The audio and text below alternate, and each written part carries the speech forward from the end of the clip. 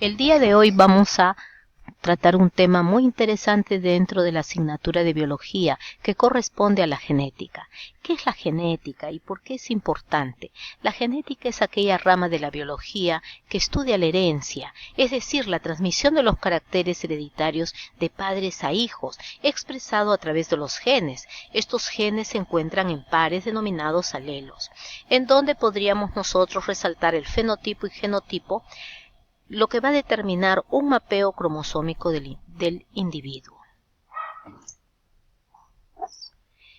Como segundo punto vamos a tratar sobre las ramas de la genética. La genética se clasifica en genética clásica, cuantitativa, molecular, de poblaciones, evolutiva y del desarrollo. ¿Cuál es la diferencia entre cada una de ellas? Que la primera, que es la genética clásica o mendeliana, abarca el estudio de los cromosomas y los genes, de cómo se heredan de generación en generación, mientras que la genética cuantitativa analiza el impacto de múltiples genes sobre el fenotipo, muy específicamente en cuanto a sus efectos y que podrían presentarse en mayor o menor escala. En cuanto a la genética molecular, estudia el ADN, su composición química y su capacidad o propiedad de duplicación. En la genética de poblaciones y evolución se estudia el comportamiento de los genes en una población, de cómo esto se determina la evolución de los organismos. Y por último, en la genética del desarrollo se estudia cómo los genes controlan el desarrollo de los organismos. En el tercer punto vamos a ver la estructura de los genes. Los genes vienen a ser aquella unidad submicroscópica en el que se almacena toda la información genética. Estas se encuentran dentro de los cromosomas, que es aquella unidad funcional básica de la herencia. Se caracteriza porque se divide en un conjunto de unidades funcionales y que cada una de ellas es responsable de un rasgo en particular genético. Los genes se localizan dentro del núcleo y el núcleo es aquel corpúsculo que presenta membrana nuclear, fibra de cromatina, la que posteriormente va a dar lugar por condensación la formación de los cromosomas, cuya composición química es el ADN. La teoría del dogma central se caracteriza en esta ilustración como el ADN se forma a partir del conjunto de aminoácidos que constituyen las nucleoproteínas. Asimismo, como base química tendrá el ARN. En este diagrama podemos ver que se ve una ilustración de la Central Dogma Molecular Biology. La teoría del dogma central tiene todo un proceso. A partir del ADN pasa por una replicación, una transcripción formada por el ARN, que a su vez recibe el proceso de la traducción a partir del uso de las proteínas. La teoría del dogma se caracteriza por ese flujo o procesamiento de información genética que se presenta en los seres vivos, y en él se pueden distinguir tres etapas: la duplicación o replicación del ADN, que es una copia del ADN del progenitor en las células hijas. En la transcripción, la característica más resaltante es que la información genética del ADN, a partir del ARN mensajero, va a ser llevado por síntesis de las proteínas a los ribosomas. Y en el tercer proceso o etapa, la traducción, que se caracteriza porque el mensaje cifrado en el idioma de los tripletes es descifrado por el ARN de transferencia, sintetizándose de esta manera la proteína. Aquí podemos apreciar cómo las cadenas de polinucleótidos se van a separar gracias a su capacidad de autoduplicación del ADN, y en ella podemos ver que los nucleótidos están constituidos por bases nitrogenadas como la citosina, guanina, adenina, y en el caso del ARN por un uracilo, mientras que en el ADN es la timina. Son bases nitrogenadas que van a estar determinando las características genéticas de los seres vivos. Estas se encuentran unidas bajo la forma de nucleósidos y nucleótidos, es decir, por acción del ácido fosfórico y la presencia de una desoxirribosa en el caso del ADN y de una ribosa en el caso del ARN. ¿Qué son las mutaciones? Toda mutación es un cambio, es una transformación, es una variación de la información genética sobre el material genético. Estas se producen en células somáticas, también ocurren en células germinales.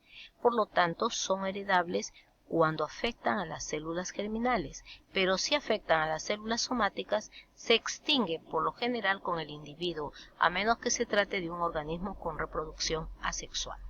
Los principales agentes mutagénicos pueden ser físicos, químicos. Entre los físicos tenemos las radiaciones ionizantes y las no ionizantes. Estas provocan rotura de los cromosomas, modificando las bases nitrogenadas a nivel de bases pirimídicas o de repente a nivel de bases púricas. Los mutágenos químicos pueden ser ácido nitroso, agentes alquilantes, sustancias análogas a las bases nitrogenadas, sustancias intercalantes. Todas ellas van a actuar sobre las bases nitrogenadas como la citosina, convirtiéndola en uracilo, o sobre la adenina, incorporándose otras bases nitrogenadas erróneas en la replicación del ADN. Los tipos de mutaciones pueden ser aquellas que afectan a las células, ya sean somáticas o germinales, o también sobre el material genético afectado a nivel de cromosomas, a nivel génico o genómico. En el primer caso, cuando afectan las células germinales, actúan sobre los gametos o células madres, y en las somáticas actúan sobre el individuo. Muchas veces estas no son heredables, no juegan un papel importante en la evolución. Mientras que cuando estas mutaciones actúan sobre el material genético afectado, actúan a nivel de cromosomas y sobre las unidades génicas.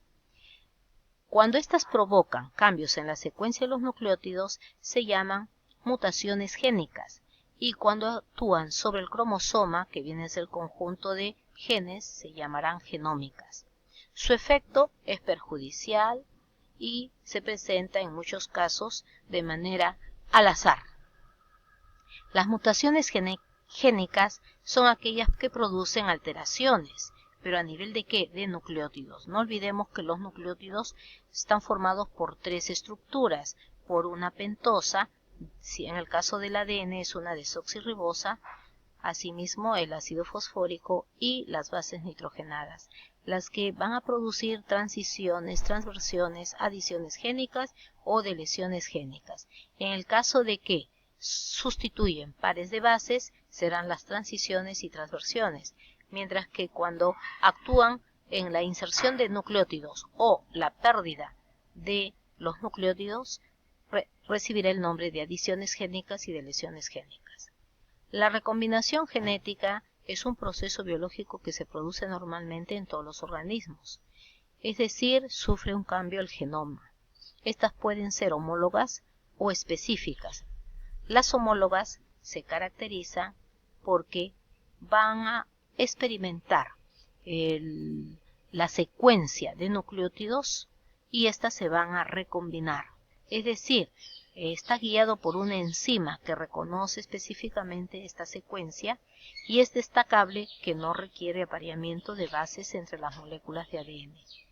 Mientras que la recombinación específica se caracteriza porque es un tipo de recombinación guiado también por una enzima, pero que se caracteriza porque el ADN recombinante se va a unir con el heterodúplex, que consta de muchos pares de bases. Y la hibridación viene a ser otra característica que podemos apreciar dentro de la desnaturalización del ADN, ¿no? Por acción de sondas moleculares. Estas sondas son fragmentos cortos y de una sola cadena de ADN o ARN.